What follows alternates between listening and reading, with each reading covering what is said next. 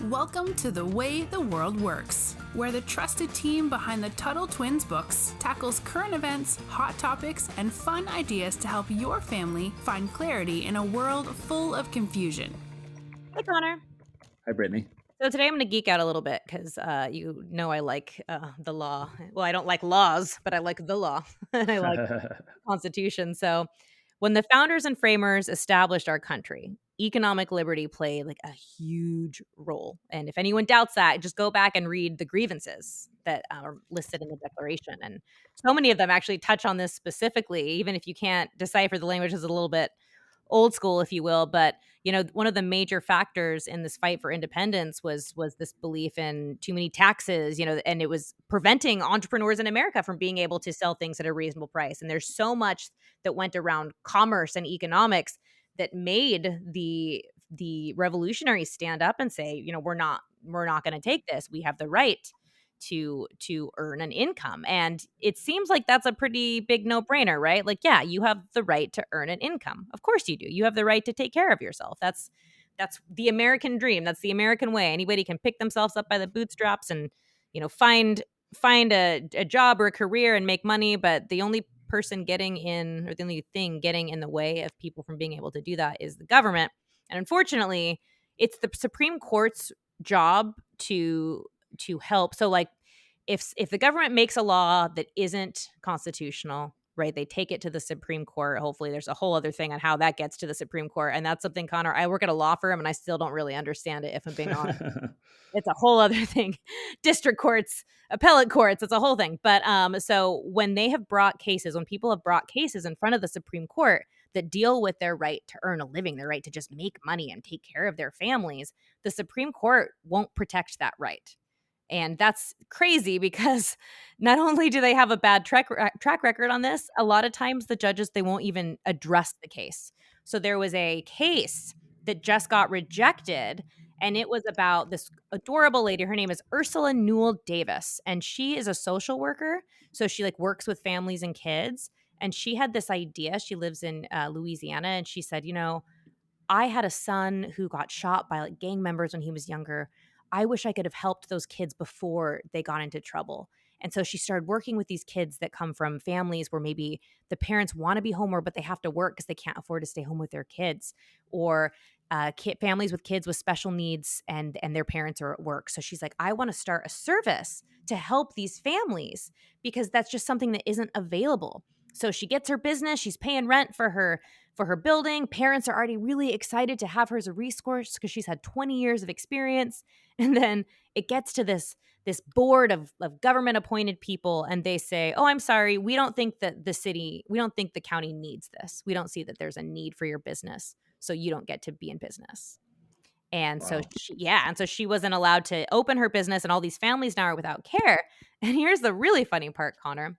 So the people that told her that there was no need for her business, they work for other businesses or other like entities like hospitals and social care, like that do the same work as she did. So that would be like me opening a lemonade stand and you wanting to open a lemonade stand, but you have to ask me for permission first. But you're my competition. Of course I'm going to say like, no, I don't want you to go into business. So Of that's course. what's happening. So she tried to take her case to the Supreme Court, and the Supreme Court said, no, we don't deal with economic liberty, which is Wow. crazy. So I'm going to get into this a little bit. The 14th Amendment deals with a lot of things. And so it's hard to cover it all even in one episode because on the one hand, it made sure that the Constitution applied to all the states, because before the 14th Amendment, states sometimes would just be like, oh no, suppress your speech because that's only something the federal government has to do. And then the 14th Amendment basically said, no, the states have to do it too. Well, there was something in that amendment, and that's also the equality before the law amendment as well, that says we are all equal no matter what your skin color or gender is, or where you come from. So that's another important part of it. But there's also something called privileges and immunity clause. And why it's called that, and it has to do with economic liberty, we're not going to get into. Just know that that was the clause in that amendment that was supposed to protect everybody's right to make money, to earn a living. But it didn't last very long. I think it was not even maybe 10 years when that was put in. that it was just taken out again, that they just ignored it, started ignoring it. So there was this famous case known as the slaughterhouse cases, which sounds appealing, doesn't it? When I saw that, I'm like, it sounds like a horror movie or something. And I guess it kind of is, but it's exactly what it sounds like. It was a slaughterhouse, and there was a slaughterhouse that, and this is pretty gross. Like they weren't there, like the waste coming out of the slaughterhouse was like going into like rivers, and people were getting really sick. Terrible. But instead of like, oh, hey, why don't you move your building? Like, let's find a way to like not make this a problem. People got together and were like, all right, only certain people can have slaughterhouses and you can't, kind of thing. So that's what the slaughterhouse word and the slaughterhouse cases has to do with. So because of that case, because of the case where they were like, oh yeah, you can regulate somebody if there's like a public, health concern or something, and then you can also just take it, like you can't even give them a chance to do it differently. Like the slaughterhouse couldn't move. Now they gave that power to the government to just start their own slaughterhouses, which they did, and they gave it to their friends, and they gave privileges to their friends, because that is unfortunately what happens when the government gets involved in the economy. So because of that one case, the Supreme Court won't even look at these cases. And one reason I want to point out that this is so crazy to me, Connor, is because right now we have a Supreme Court that's pretty, I don't want to say absolutely, but they're pretty good on a lot of the issues we'd want them to be good on. But it's crazy to me that even people like Clarence Thomas, who's usually good, like that this body of justices will not touch economic freedom. And Connor, I don't know, were you aware of this, and that was part of the reason that Well, they touch it? yeah, and what I find fascinating about this, so the 14th Amendment is that basically the result of the war between the states, the Civil War, as we call it, and it was adopted. As you point out, it has like different pieces to it, but it was officially adopted in 1868. And it was only 1 year later that Louisiana passed their law that was the basis of the lawsuit in the slaughterhouse cases. So the whole reason why this lawsuit started was because of a law just 1 year later. And so when this case worked its way up through the court to the Supreme Court, this was the first time that the Supreme Court was reviewing this new constitutional amendment. It was brand new. There had been no other cases saying, hey, here's how you should interpret this, or here's how it applies to a particular issue. This is the first time. And it was this first case, this first case that came to the Supreme Court, where they basically rendered this part of the 14th Amendment called the Privileges or Immunities Clause. They basically said, that doesn't really apply. We're not going to really allow it to apply to all these state issues. It's only for federal issues. And it wasn't Yes, until good much, part to much, point out. Thank you for that. Yeah. yeah, it wasn't until much, much, much later when that changed. But it's crazy that the Supreme Court, with their first opportunity, just years after this amendment was passed, basically rendered it moot, and it's kind of interesting. Yeah, and it's what really gets me about this. Obviously, I think everybody has the right to earn a living, but one thing that you and I, Connor, know about how the market works is that the market doesn't just benefit the entrepreneur. Right? That's not who wins on the market. Everybody who makes use of the product or the service is winning, right? And so like look at that, everything we can do with an iPhone.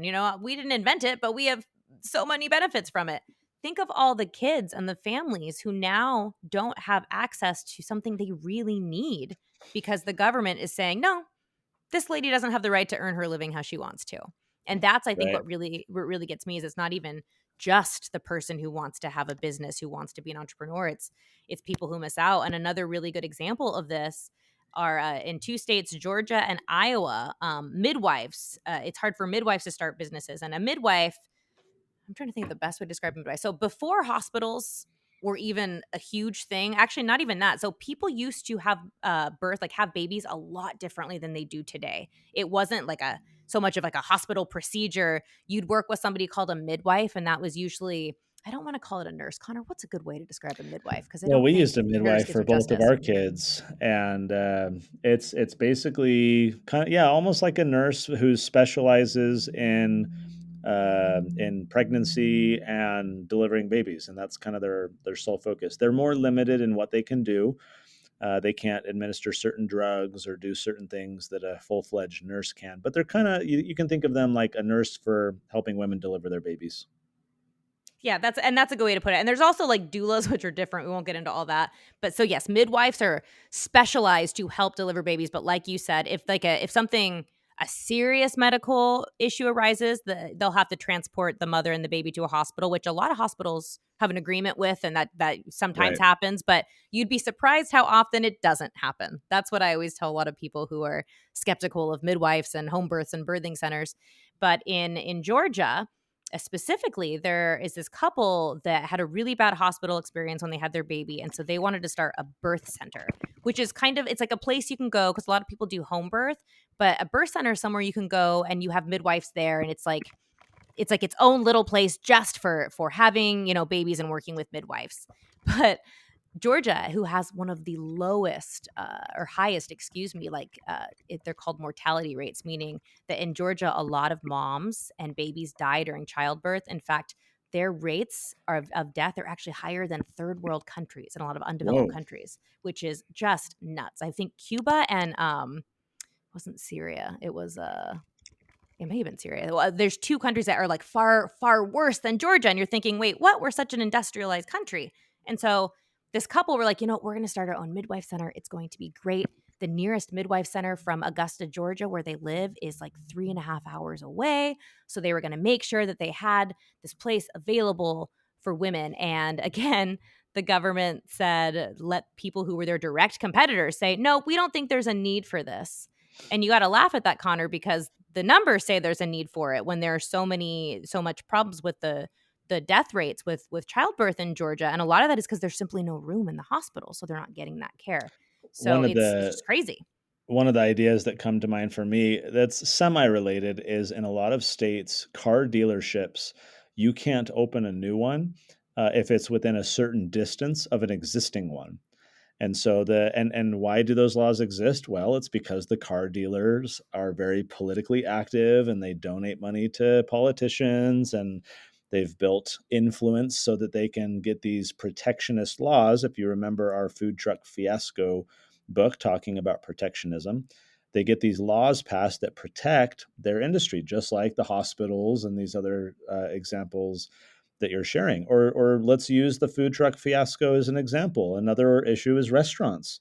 A lot of cities have passed rules saying food trucks can't operate near restaurants, and it's strictly to restrict competition. There's no public health reason. There's no public safety reason.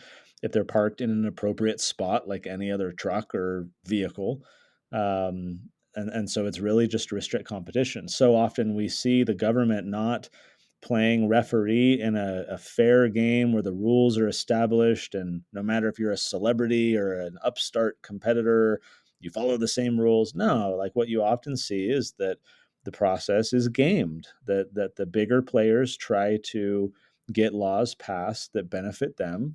And they try to punish the competition. They try to be in charge of deciding who can even compete against them, as you pointed out with kind of the slaughterhouse background and everything. So to me, this is a lesson not only in constitutional history and understanding how the Supreme Court can kind of interpret things and make some things seem powerless, these parts of the Constitution, when they just decide, nope, that doesn't apply.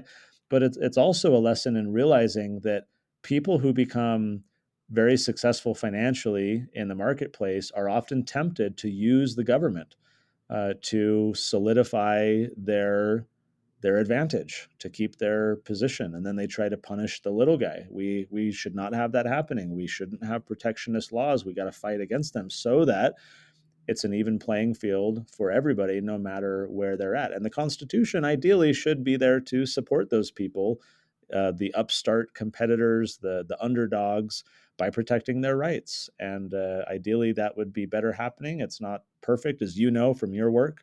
There's lots of these battles that we have to fight to try and make the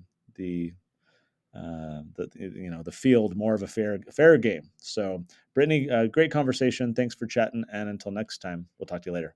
Talk to you later. You've been listening to The Way the World Works. Make sure your family is subscribed and check out TuttleTwins.com for more awesome content.